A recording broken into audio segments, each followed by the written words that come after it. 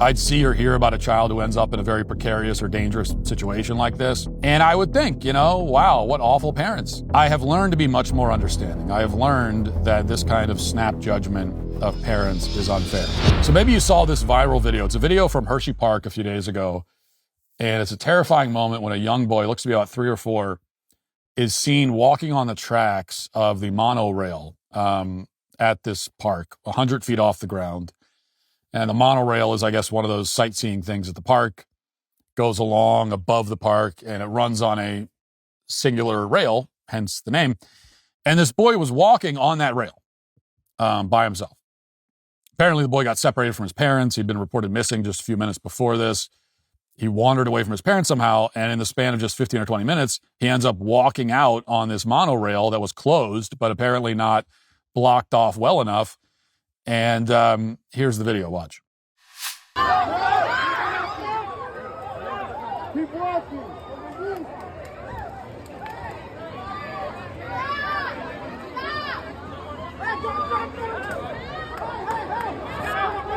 Stop! Keep going. No, keep going. No, this way.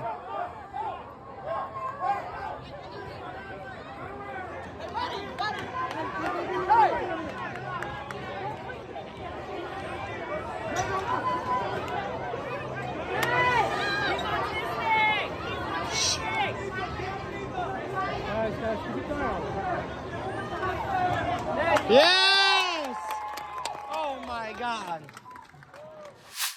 So thank God the child was fine. He was unhurt. A man jumped up on the roof of the snack bar there and then onto the rail and grabbed the kid. Apparently the man was not the kid's father, just a concerned stranger, a good Samaritan. Unfortunately, it turned out okay, with no help from that crowd, by the way, shouting very confusing and contradictory commands at this child. It's interesting. You see the dynamic between the sort of confused, panicked mob and then the one decisive guy who decides to go up and actually do something about it. Meanwhile, you have this mob of people yelling these commands. Stop, keep going. No, go that way. No, go that way. And this kid's up on the rail. In fact, you even hear the guy running, the guy who had the camera, the guy that was filming this, says at one point, stop, keep going.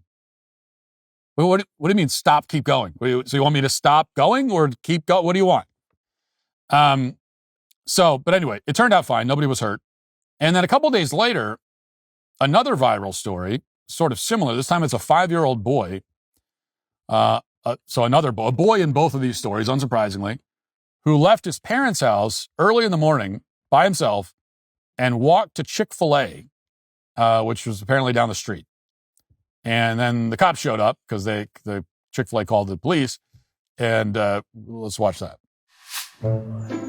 We arrived on scene. Hello. Hello. And as we walked in, we see a little kid sitting at the table eating his breakfast with one of the managers. Hey, buddy. Oh, look at that. We asked where he came from, and he kept saying he walked to Chick-fil-A. You know where your house is, right, honey? It's right across the street, right over there.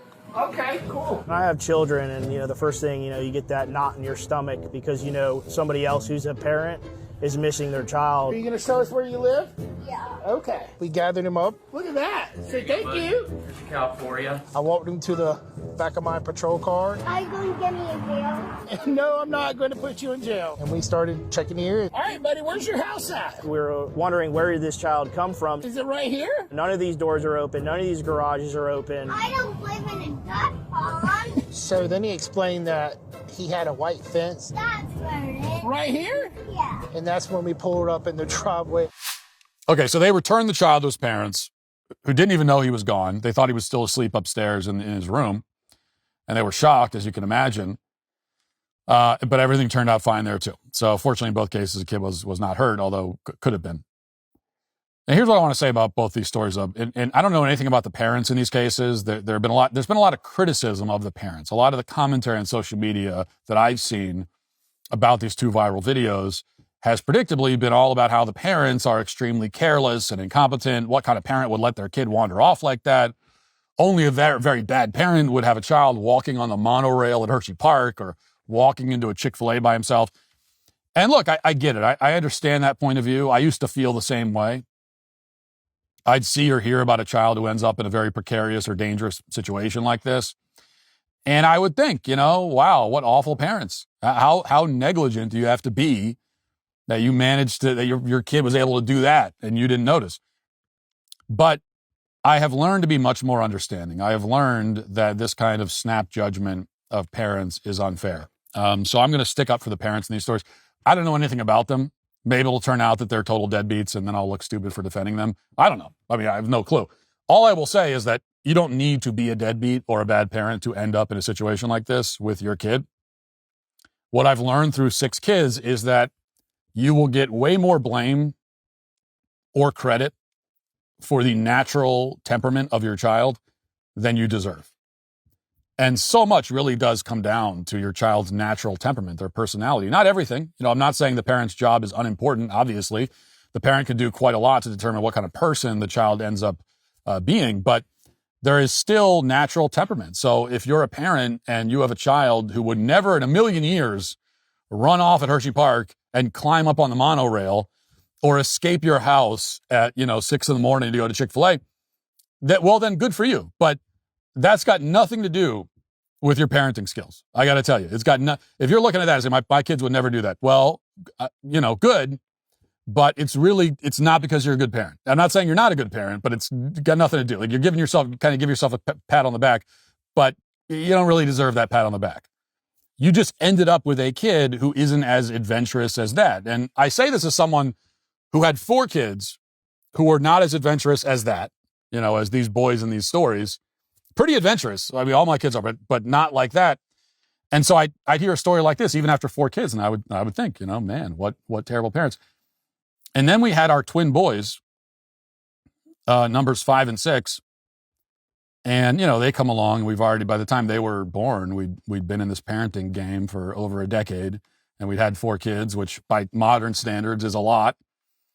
And so we felt pretty good. We felt like we kind of had this thing figured out. And now we have these boys, and they're exactly the kinds of kids who would do something like that. I look at that video and I go, oh my gosh, I could see that happening. I can totally see them doing that if they could get away with it. They are extremely adventurous. They are very, very curious, totally fearless, love to climb stuff, love to explore. And yeah, they're the kinds of kids that would end up in a viral video. We have to put a lot of deliberate effort into making sure that they don't do something wild like that. Now, most kids wouldn't do those things because they're too scared. Most kids would not do that. Like if you have a kid who's never wandered off, never walked out of the house by himself, that kind of thing. Well, that's just most kids wouldn't do that because they'd just be too scared to do it. But some kids have a curiosity and a sense of adventure that overrides that fear. And that could be very good. It can be a very good thing in the long run. You can harness that. It can lead to, a wonderful and fulfilling life when you have a kid who's like that, has that. I mean, that kid in that, when I'm looking at that Chick-fil-A video, that's a kid that kid can go places in life. Now, but in the meantime, he's going to go places you don't want him to go. But if you can keep him alive for the next, 15 years or so, that's a kid that could go be a world beater. But it's the keeping them under control in the meantime. That's the hard part. And this is the one thing I've learned. Like I said, every child is different. And if there's a parenting challenge that you haven't had to deal with, well, that's probably because you just got lucky. And it's not because you're the greatest parent on earth. It's because your kid just doesn't happen to have that tendency or that personality.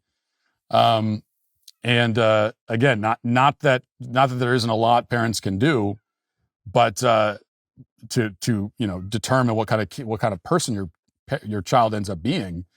But personality and temperament, to a large extent, will be whatever they are. And I see this, and when you have a lot of kids, you start to see this, because we have, with 6 kids, we've got kids who are very adventurous, some who are a little bit less so. We have kids who are more cautious. We have kids who are huge extroverts, kids that are a lot more introverted.